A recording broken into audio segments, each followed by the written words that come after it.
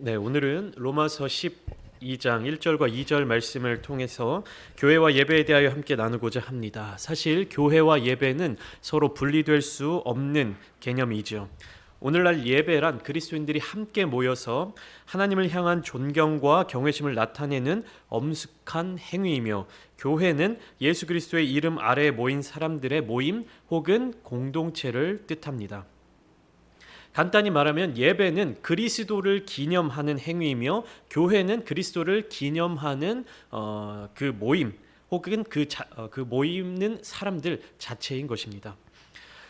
사실 제가 좀 전에 말씀드린 예배에 대한 정의는 신약 시대에 예수 그리스도의 몸된 교회에서 드렸던 예배에 많이 치중되어 있는 설명입니다.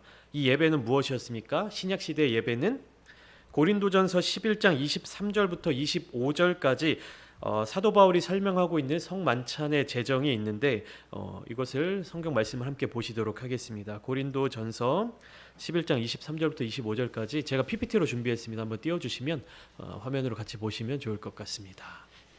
네, 함께 읽겠습니다. 시작. 내가 너희에게 전한 것은 주께 받은 것이니 곧 주 예수께서 잡히시던 밤에 떡을 가지사 축사하시고 떼어 이르시되, 이것은 너희를 위하는 내 몸이니 이것을 행하여 나를 기념하라 하시고, 식후에 또한 그와 같이 잔을 가지시고 이르시되, 이 잔은 내 피로 세운 새 언약이니 이것을 행하여 마실 때마다 나를 기념하라 하셨으니.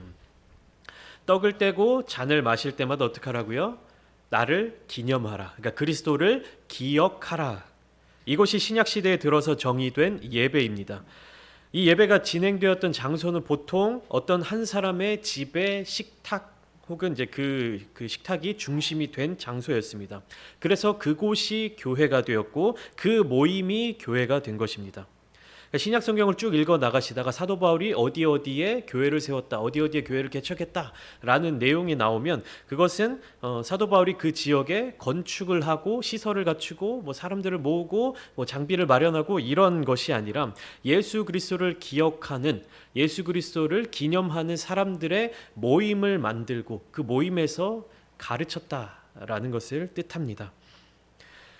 제가 예수 그리스도를 기억하는 것이 예배라고 말씀드렸는데, 그러면 한 가지 의문이 듭니다. 왜냐하면 예수님께서는 교회를 세우시기 전에도 예배에 대해서 말씀을 하셨고, 또 신약시대 이전, 그러니까 구약시대의 곳곳을 봐도 예배에 대한 이야기가 나오고 있기 때문입니다. 우리가 잘 아는 말씀 요한복음 4장 24절은 이렇게 기록되어 있죠. 하나님은 영이시니 예배하는 자가 영과 진리로 예배할지니라. 우리 주보에도 나와 있죠. 우리가 예배 드리기 전에 이 말씀을 고백하면서 예배를 시작하지 않습니까? 그러니까 이 말씀을 예수님께서 하셨는데, 예수님께서 십자가를 지시기 전에 하나님은 영이시니 예배하는 자가, 그래서 예배에 대한 이야기를 하고 계신 것입니다. 하나님께 예배 드리는 자의 자세, 하나님께 예배 드리는 자의 마음을 주님께서 말씀하셨던 것인데, 그러면 여기에서 나타나는 예배란 무엇일까요? 예수님께서 십자가 지시기 전에, 예수님께서 부활 승천하시기 전에 예수 그리스도를 기억하는 것이 예배라면, 예수님이 살아계셨을 때 혹은 그 이전 구약시대 때 드렸던 예배는 과연 무엇이었을까요? 그래서 예배에 대해서 신학자들이 다양하게 정의하고 있는 부분이 있는데, 워낙 많은 의견들, 워낙 많은 내용들이 있어서 그 중에 공통된 부분들을 적어보면 다음과 같습니다. 하나님의 영화로우심을 인식하며 하나님이 찬양과 영광 받기에 합당하심을 인정하고 그 하나님께 나 자신을 포함한 모든 것을 드리는 것이라고 정의할 수 있습니다. 그러니까 하나님은 영화로우신 분이시고 그 하나님께 모든 것을 드리는데, 거기에 무엇도 포함되어 있는 겁니까? 나 자신도 포함되어 있는 것입니다. 그래서 구약에서의 예배는 보통 눈에 보이는 제사와 함께 드려졌습니다. 내가 가진 것 중에 흠없고 가장 좋은 것으로 제물을 준비하여 하나님께 드렸죠. 죄 용서함 받는 제사를 드릴 때에도, 그 찬양의 제사, 감사의 제사를 드릴 때에도 모두 여기에는 제물이 사용되었고, 여기에 사용될 제물은 예배자가 준비했습니다. 그런데 바울은 구약에서뿐 아니라 신약 시대에서도 언제나 예배는 제사와 함께 드려진다라고 이야기하고 있습니다. 오늘 본문 로마서 12장 1절 말씀 후반부를 한번 보실까요? 너희 몸을 하나님이 기뻐하시는 거룩한 산 제물로 드리라. 이는 너희가 드릴 영적 예배니라. 바울은 그리스도인들이 드릴 예배에 대해 이야기하면서 제물을 드리라고 이야기를 하는데, 제물은 제사를 드릴 때 바치는 것이죠. 보통 예배를 드릴 때 제물을 바치라고 이야기하지는 않습니다. 그러나 바울이 이렇게 이야기를 한 것은 산 제물을 드리라. 그러니까 영적 예배, 예배를 드릴 때 산 제물로 너희 자신을 드리라. 바울이 이렇게 이야기한 것은 실수가 아니라, 잘못 알고 있었던 것이 아니라 제사와 예배를 함께 이야기하고 있는 것이죠. 구약의 제사와 신약의 제사, 이것은 공통점이 있고 차이점이 있는데 표를 한번 보시겠습니다. 구약의 제사와 신약의 제사에 있어서 공통점은 하나님을 예배하는 행위가 구체적으로 나타나는 모습이라는 점입니다. 그리고 구약의 제사와 신약의 제사의 차이는, 구약은 죽은 제사를 드리는 것이고 신약은 산 제사를 드린다는 것입니다. 또 하나의 차이는, 구약에서는 예배자가 제물을 준비하였다고 한다면 신약에서는 예배를 드리는 그 자신이 제물이 된다는 사실입니다.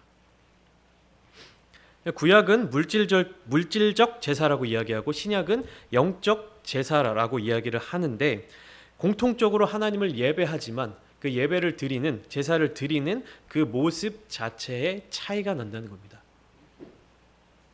구약에서는 짐승을 준비하든 새를 준비하든 곡식을 준비하든 제물을 준비해서 갔다면, 신약의 제사는 내가 예배를 드리는 나 자신이 제물이 된다는 것입니다.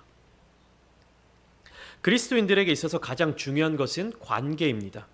하나님의 언약 백성으로서의 관계, 그리고 죄로 인해 깨어져 버린 관계를 회복하는 십자가의 은혜, 자녀 삼아주신 하나님과의 관계, 주 안에서 형제 자매와의 관계, 또 공동체 안에서의 관계, 세상과의 관계, 그리스도인으로 살아가기 이전과 이후로 가장 크게 바뀌는 것이 관계인 만큼 그리스도인에게 있어서 이 관계라고 하는 것은 굉장히 중요합니다. 그렇기에 그 관계 속에서 매일매일의 삶을 어떻게 살아가야 하는가 하는 질문이 날마다 우리에게 주어지는 것이죠. 하나님의 은혜로 말미암아 우리의 삶의 구조가 바뀌었습니다. 불순종의 영에서 순종의 영으로, 내가 나의 삶의 주권을 가지고 있었던 때에서 하나님께 나의 주권이 드려진 때, 그렇게 바뀌었죠. 구약의 제사 중에 가장 기본이 되는 번제는 어떠한 제사냐면, 버려질 더러운 부분을 제외하고는 희생 제물의 전체를 다 온전히 태워서 하나님께 올려드렸던 그러한 제사였습니다. 이것은 완전함 또는 온전함을 의미합니다. 그러니까 죄와 관련되어 번제를 드리게 될 경우 하나님 앞에서 그 죄를 완전히 태워버리는 것을 의미하고, 그리고 죄와 관련이 없는 경우, 감사의 제사, 찬양의 제사를 드릴 때는 어떻습니까? 제물을 드리는 자가, 그러니까 예배 드리는 자가 그 자신을 온전히 하나님께 드리는 것을 상징하는 겁니다. 그러니까 죄에 대해서 회개, 속죄 제사를 드릴 때는 완전히 온전하신 하나님께 나의 죄를 다 온전히 태워버리는 것. 그리고 죄와 상관없이 감사와 찬양의 예배를 드릴 때에는 그 예배자 자신을 온전히 다 하나님께 드리는 것을 의미했습니다. 그러니까 구약 시대에 하나님께 완전히 드려진 번제와 같이 신약 시대에 이르러 그리스도인들은 하나님께 드려지는 완전한 제사이며, 그리고 그 제사는 자신의 삶 전부를 의미하는데, 바울은 바로 그것이 하나님의 은혜, 하나님의 구원의 역사에 대한 그리스도인들의 올바른 반응이라고 이야기하고 있는 것입니다.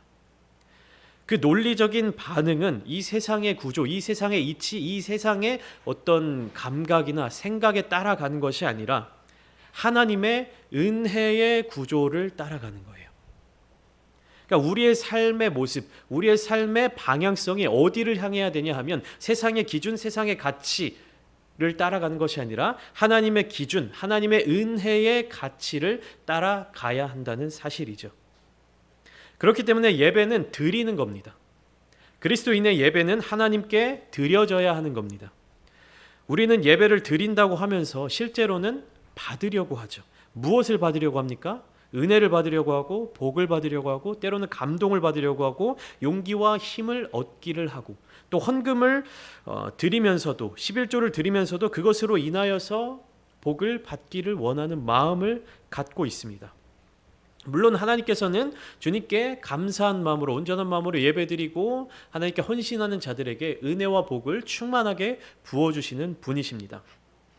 하지만 우리 마음의 순서가 뒤바뀌게 되면 앞뒤가 바뀌게 되면 우리의 예배와 우리의 삶은 온전해질 수가 없는 겁니다. 그러니까 하나님께 온전한 마음으로 완전한 마음으로 예배를 드릴 때에 그 예배자를 하나님께서 기뻐하심으로 은혜와 복을 주시는 것이지 우리가 은혜와 복을 받기를 먼저 기대하고 하나님 앞에 예배를 드린다라고 하면 이것은 뒤바뀐 것이죠. 복을 받아야 좋은 삶을 산다고 생각하는데 복을 받아야 좋은 삶을 사는 것이 아니라 하나님께서 함께 하시는 삶이 좋은 삶인 겁니다. 요셉은 20대의 젊은 시기를 노예로서의 삶, 감옥에서의 삶으로 다 보냈습니다. 복을 받는 삶과는 거리가 멀어 보이는 모습이었죠. 그러나 성경은 뭐라고 얘기합니까? 요셉에게 하나님이 함께 하시니 형통한 자가 되었더라. 이렇게 이야기하고 있는 것입니다. 요셉의 삶의 모습을 보았을 때 복과는 거리가 멀어 보였지만 성경은 분명하게 이야기를 하죠. 하나님이 함께 하시니 형통한 사람이었다. 사랑하는 성도 여러분, 주일 설교 말씀을 여러분 한 주간 다 기억하며 살고 계십니까? 주일 말씀을 한 주 내내 묵상하며 살아가는 성도님들은 그리 많지 않을 것입니다. 왜냐하면 주일 설교뿐만 아니라 주중에도 우리에게 주어지는 말씀들이 너무나도 많기 때문입니다. 주일날만 해도 주일 오전 예배 드리죠. 그때 설교 듣죠. 주일 오후 예배 드리면서 또 말씀을 듣죠. 또 수요 예배 때도 말씀 듣고 금요 예배 때도 말씀을 듣습니다. 제가 전에 섬기던 교회에서는 새벽 예배 때도 모두 설교 말씀이 있었어요. 그러니까 일주일 공식적인 예배를 모두 참석하면 한 주 동안 설교를 9편에서 10편을 듣게 되는 거예요. 이뿐입니까? 유튜브나 기독교 TV 그리고 라디오 방송을 통해서도 설교를 들을 수가 있습니다. 저도 어떤 원하는 교회, 원하는 목사님 설교를 유튜브에 들어가서 찾아서 듣고 그렇게 은혜를 받고 하는데 이제는 우리가 원하는 대로 그리고 또 원하는 주제로 원하는 때에 원하는 방법으로 정말 다양하게 설교를 많이 접할 수 있는 시대가 되었습니다. 우리는 많은 것을 받으면 많은 정보를 얻으면 많은 성경적 지식을 쌓으면 많은 설교를 들으면 영적으로 더 성장하고 더 커질 거라고 생각을 합니다. 그렇지만 우리가 설교를 많이 듣는다고 해서 성경적 지식을 많이 쌓는다고 해서 우리의 영이 더 깊어지는 것은 아니죠. 오히려 우리가 하나님 앞에 드리는 것이 더 많아질 때 그리고 우리가 하나님 앞에 더 온전히 드릴 때 우리의 영이 깊어지고 성장하게 되는 것입니다. 예배는 드려야 합니다. 드리는 것이 핵심이에요. 예배의 순서와 내용들을 찬찬히 살펴보면 설교의 시간이 예배 중 가장 긴 시간을 차지하고 있습니다. 어떤 때는 예배의 절반 이상이 설교가 차지하는 때도 있어요. 그러나 우리는 받는 것이 아니라 드리는 것에 집중해야 합니다. 시간을 드리고 마음을 드리고 정성을 드리고 나 자신을 드려서 예배해야 합니다. 그러니까 예배 전 찬양을 부르고 또 주일 오전의 경우 예배 중간중간 하나님께 찬송을 올려드리죠. 이것은 우리가 예배 중에 하나님께 드릴 수 있는 몇 안 되는 요소 중에 하나입니다.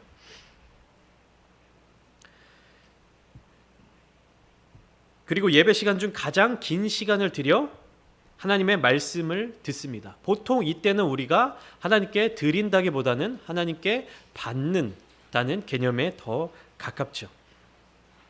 그리고 말씀을 듣고 함께 기도합니다.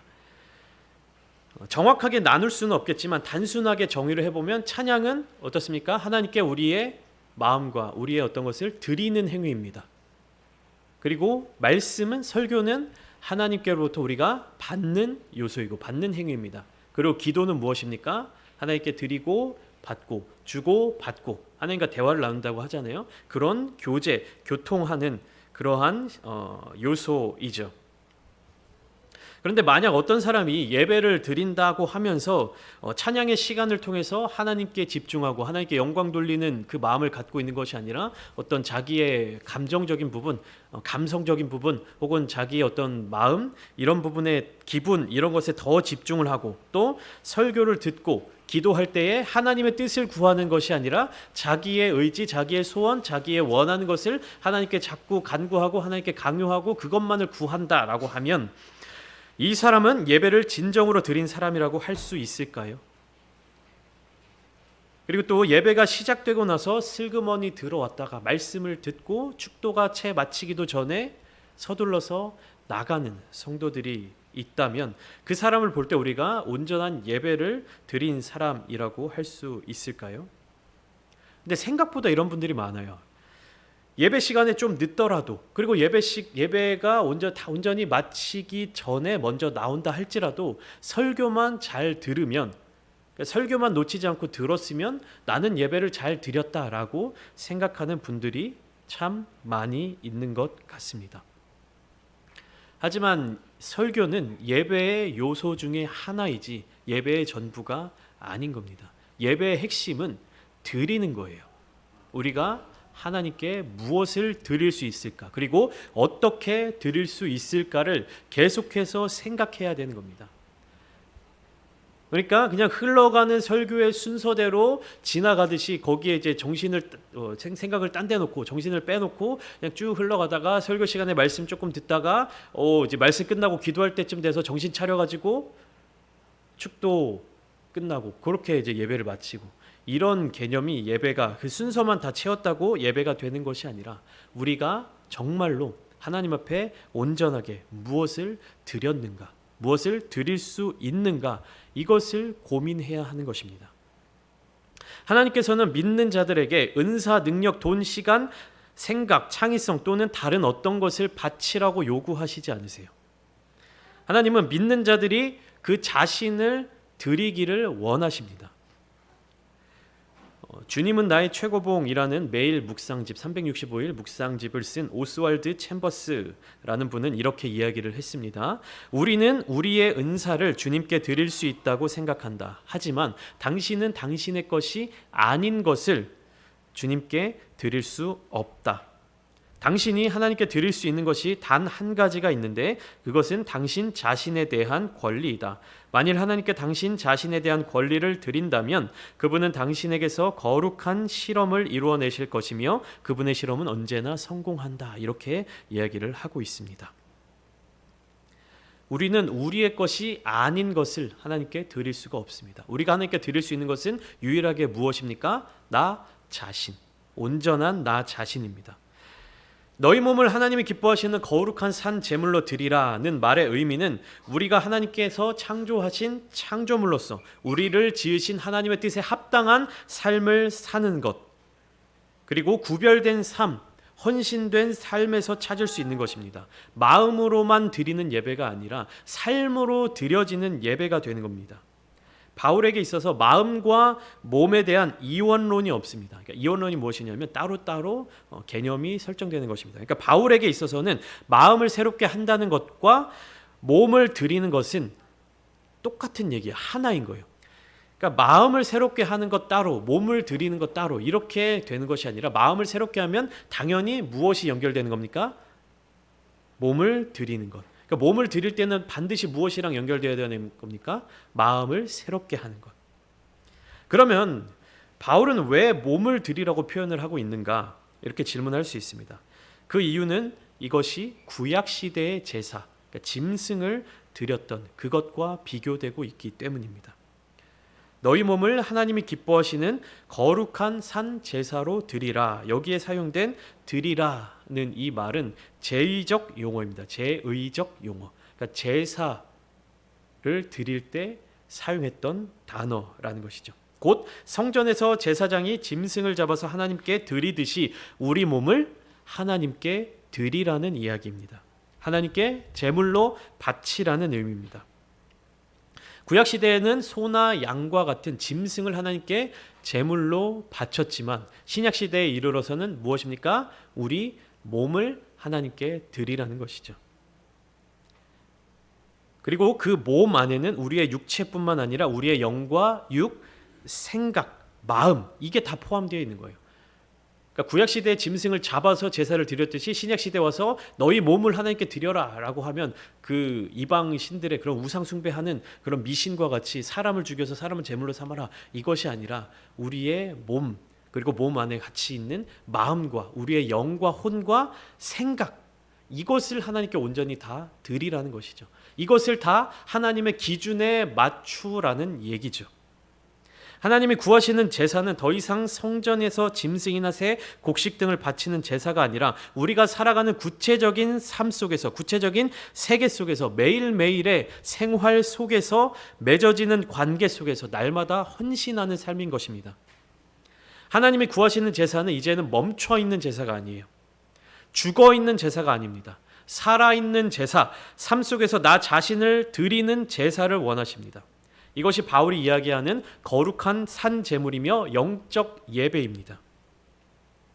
이어서 바울은 2절 말씀을 통해 너희는 이 세대를 본받지 말라는 말로 이어갑니다. 세대는 보통 어린 아이가 성장하여 부모의 일을 계승하게 될 때, 그래서 한 30년 정도 되는 기간 혹은 같은 세대에 살면서 공통된 의식, 공통된 인식을 가지고 비슷한 연령층의 사람 전체를 의미하는 단어입니다. 요즘 많이들 이야기하는 MZ세대가 1981년생부터 1996년생까지의 밀레니얼 세대, 그러니까 M세대죠. 그리고 1997년부터 2012년생까지 해서 Z세대. 이게 합쳐져서 MZ세대라고 불리죠. 그러니까 대략 1981년부터 2012년생까지 한 30년 정도 그런 기간, 그 정도를 한 세대로 칭하고 있습니다. 그리고 한 세기는 얼마나 되죠? 21세기, 20세기. 100년을 의미하죠. 그러니까 한 세대는 보통 한 30년 정도를 의미하고 한 세기는 100년을 의미하고 있는데 바울이 이야기하는 이 세대, 그러니까 너희는 이 세대를 본받지 말고 해서 이 세대는 그냥 단순한 30년의 기간 혹은 그때의 어떤 문화 이것을 의미하는 것이 아닙니다. 바울이 말하는 세대는 무엇이냐 하면 우리가 살아가는 타락한 세상의 신념, 철학, 문화, 사상 이것들을 다 포함하고 있는 거예요. 이 말이 뜻하는 바는 단순히 세상이나 타락한 상태에 빠져 있는 사람들이 아닙니다. 그러니까 역사의 어느 시점에서든지 인간이 속해서 살았던 그 시대를 규정하는 타락한 상태에서 만들어진 세계관과 현실입니다. 단어가 좀 어렵죠. 세계관과 현실, 그 시대를 규정하는 것. 이게 어려운데 한 가지 쉽게 말해서 성경 속에서 예를 들어드리면 노아의 홍수 직전의 모습을 보면 하나님께서 이렇게 말씀하십니다. 창세기 6장 5절 말씀 PPT 한번 띄워주시겠어요? 창세기 6장 5절 말씀입니다. 여호와께서 사람의 죄악이 세상에 가득함과 그의 마음으로 생각하는 모든 계획이 항상 악할 뿐임을 보시고, 그러니까 사람의 죄악이 세상에 가득하고 모든 계획이 항상 악한 상황이 홍수 직전의 세대였습니다. 이 세대에 대해서 뭐라고 얘기했냐면 창세기 7장 1절을 이어서 보실까요? 여호와께서 노아에게 이르시되 너와 네 온 집은 방주로 들어가라. 이 세대에서 내가 내 앞에 의로움을 내가 보았음이니라. 이 세대에서 바벨탑을 쌓아 올리던 시대는 어떻습니까? 창세기 11장 6절입니다. 여호와께서 이르시되 이 무리가 한 족속이요 언어도 하나이므로 이같이 시작하였으니 이후로는 그 하고자 하는 일을 막을 수 없으리로다. 한 족속 한 언어로 모인 무리들이 하나님과 같이 되려고 했었던 세대가 바벨탑 세대였습니다. 홍수 세대 때 노아를 부르시고 바벨탑 세대 이후에 아브람을 부르셨던 하나님, 그 하나님의 선한 뜻이 어디 있는지를 찾는 사람, 하나님의 말씀에 귀 기울이는 사람, 하나님의 말씀에 순종하는 사람, 그 사람이 바로 하나님을 기쁘시게 해드리는 사람이며 거룩한 산 제물로서 영적 예배를 드리는 사람입니다. 이 세대를 본받지 말라고 말한 뒤 바울은 명확하게 이야기하고 있습니다. 오직 마음을 새롭게 함으로 변화를 받아 하나님의 선하시고 기뻐하시고 온전하신 뜻이 무엇인지 분별하도록 하라. 그러니까 1절 말씀을 통해서 너희 몸을 하나님이 기뻐하시는 거룩한 산 제물로 드리라 말했던 바울이 이것에 대해 구체적인 적용점이 무엇인지를 2절을 통해서 알려주고 있는 거예요. 계속 그것을 찾아가라는 얘기입니다. 하나님이 무엇을 기뻐하시는지, 거룩한 산 제물로 드리는 것이 무엇인지, 영적 예배는 어떻게 드릴 수 있는지 그것을 분별할 수 있어야 된다는 것입니다.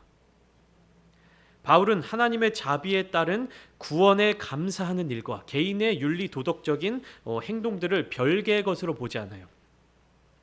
바울에게 있어서 윤리 도덕적인 행동의 모습은 하나님의 의, 하나님의 섭리 아래에 사는 삶의 모습이기 때문입니다. 제가 교육부서 사역을 담당하고 있을 때 그 초등학생들이죠. 그 학생들이 꼭 이런 질문을 했습니다. 이런 게 궁금했나 봐요. 정말 선하고 착하고 바르게 살았지만 하나님을 알지 못하는 사람과 평생을 예수님을 믿고 살았던 사람이지만 나쁜 짓하고 악한 짓하고 그렇게 살았던 사람이 있다면 누가 천국에 갈 수 있어요? 이렇게 질문을 하는 것을 들어보았습니다. 그러니까 두 가지 종류의 사람이 있는 거죠. 정말 착하고 선하고 윤리도덕적으로 흠없이 살았는데 예수님을 믿지 않았던 사람, 그리고 정말 악하고 비도덕적으로 살고 불법을 저지르고 살았지만 예수님을 믿는 사람, 이렇게 두 사람이 있으면 아이들이 배울 때는 이런 거예요. 이렇게 아무리 착하고 선하게 살아도 예수님을 안 믿으면 지옥 가는 거고, 아무리 나쁘게 살았어도 예수님을 믿는다 하면 천국에 간다고, 그렇게 인식을 하고 있으니까 그런 질문을 하는 겁니다. 착하게 살았는데 예수님을 안 믿었다는 이유만으로 지옥에 가야 되면 너무 불쌍한 거 아닙니까?